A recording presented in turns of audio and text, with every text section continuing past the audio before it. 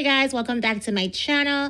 So Diddy was found guilty of 2 counts of prostitution, but not guilty on the most serious charges of sex trafficking. I will break them down. So even though Diddy wasn't found guilty on the most serious charges, he was still found guilty on 2 charges, and that is still a win. So because of that, I am going to show the clip I said I would if he was found guilty. The one of him popping champagne. And since it's a celebration, we're going to celebrate with this clip. And even in this clip, the pervert and his boys were shaking the champagne bottle in a disgusting, perverted, just disgusting. Look at that. Look at this nasty, oh my gosh. So yeah, this guy is a freak. I don't want to play the sound since it's Diddy Combs' song. They were shooting a video behind the scene and they were playing the song. The song is corny, but the beat would make you want to move a little, you know? My bad. I said Justin. It's Diddy Combs' song. All right? So yeah, we're going to celebrate with the sound off. All right? So let's start from the beginning. Here's everything that happened in the courtroom from start to finish. So first thing first, Diddy walked into the courtroom and hugged 4 of his lawyers, Jason Driscoll, Nicole Westmoreland, Alexandra Shapiro, and Mark Agnifilo. He also waved to people sitting in the gallery. His mom and his sister sat in the family section while Diddy sat alone at the defense table. His lawyers were standing off to the side. Diddy's adult kids came in a little later. 2 of his sons brought female friends. Well, I know Justin brought his girlfriend. And that girlfriend, you know she's down with some freak-offs. You know, because the way he objectified her body, her fake body parts, yeah, he just degrade her and she degrade herself as well. Yeah, so the whole group squeezed 10 people into a row meant for 8 people. Diddy turned to his family and told them he was going downstairs to wait. Stay strong, he said, and bowed his head in prayer. His kids bowed their heads too. While praying, Diddy said, "God, please watch over my family." He also asked for blessings over the jurors and his family. Everyone said amen and clapped. So when U.S. Marshals took Diddy out of the courtroom, his kids stood up to leave too. Everyone else stood up with them. When they realized the judge was not on the bench yet, Diddy's kids and some people in the gallery laughed, bringing a brief moment of lightness to the room. Diddy's lawyer, Mark Agnifilo, announced that the jury had sent a note, the first note of the day. At this point, more of Diddy's supporters entered the courtroom. Prosecutors were also present.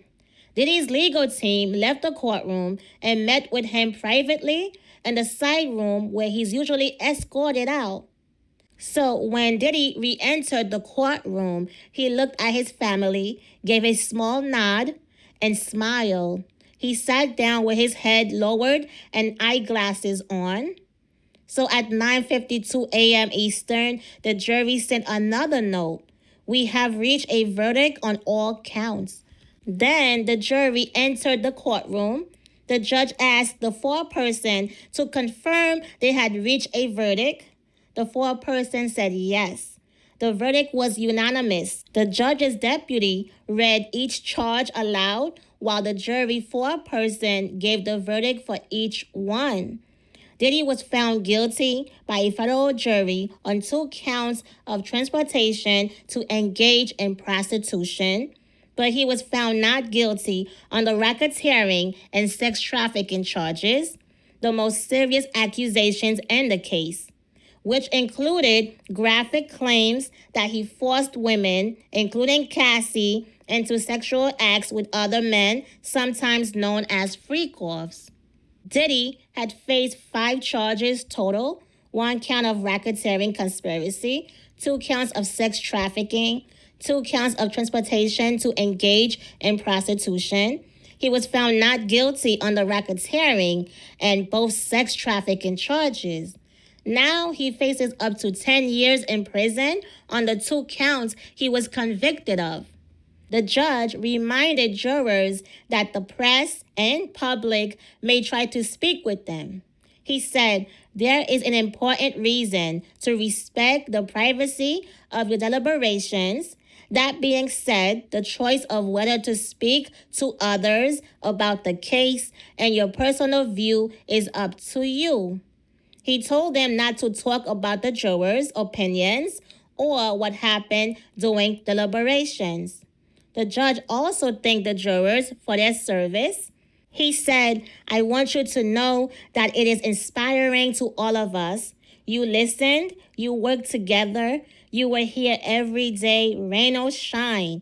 You did so with no reward other than the reward that comes from answering the call of public service.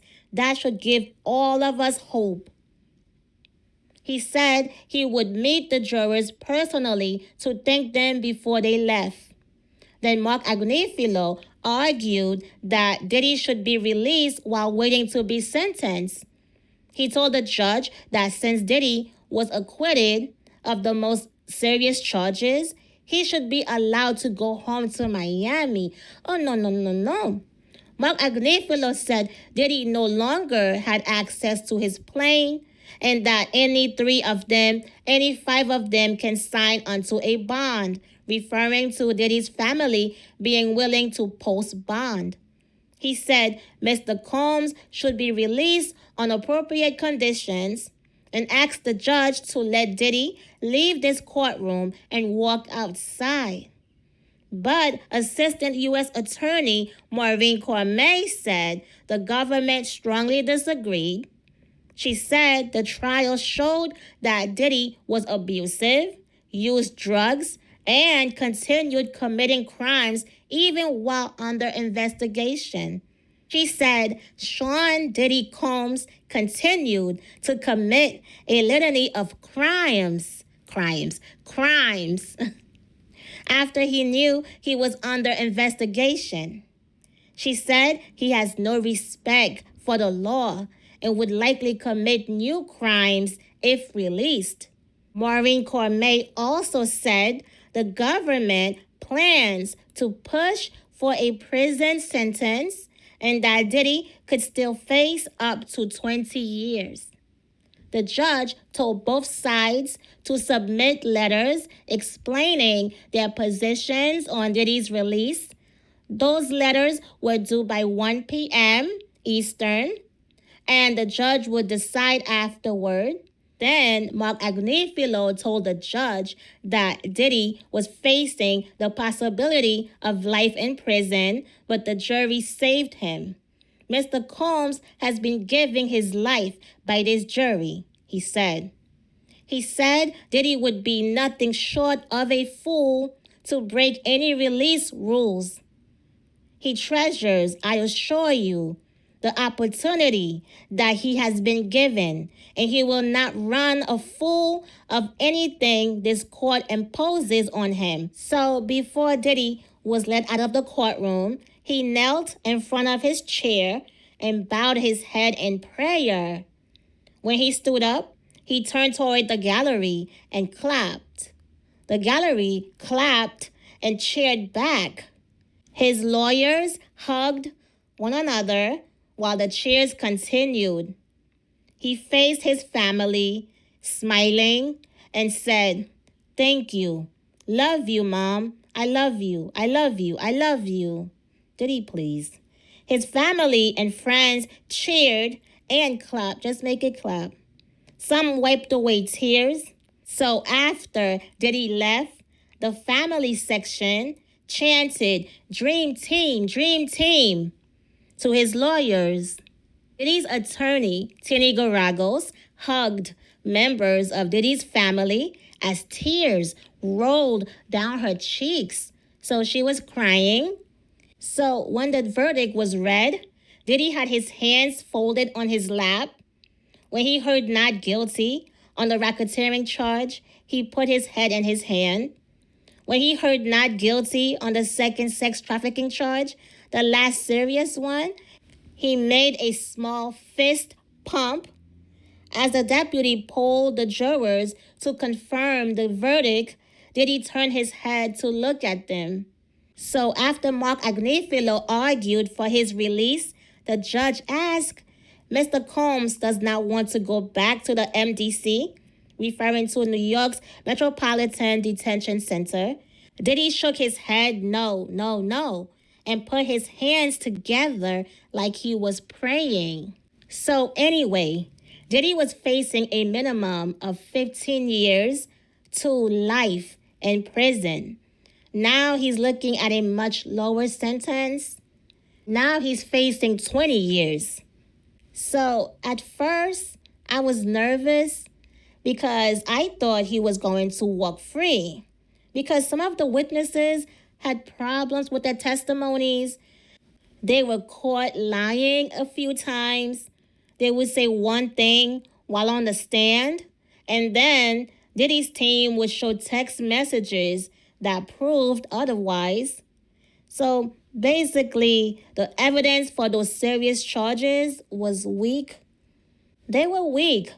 There was not, like, the RICO charges, the racketeering, there was not really enough proof that he was running a criminal enterprise. Yeah, that charge did not really connect because they had to prove that he was running a criminal enterprise. Yeah, so that charge did not connect because they had to show that he was running a criminal enterprise and that a co-conspirator agreed to it. And I think there's a timeline from 2004 to 2024. So, yeah, I knew that RICO just, But I also knew the prostitution charges was going to stick because there was so much proof. You know, there's like receipts after receipts, text messages, yeah, and then all the transactions. Yeah, so those two charges, there was no way he was going to get out of that. So, anyway, we should know what his sentence will be soon. All right, you guys. So let me know your thoughts. Are you happy with this verdict? Are you not? And why? And what do you think is going to happen? Do you think he's going to get probation only since he does not have a criminal past that we know? Yeah. So let me know your thoughts in the comments. Don't forget to like, subscribe, and punch that bell so you don't miss any new updates. And I will see you on the next one. Peace.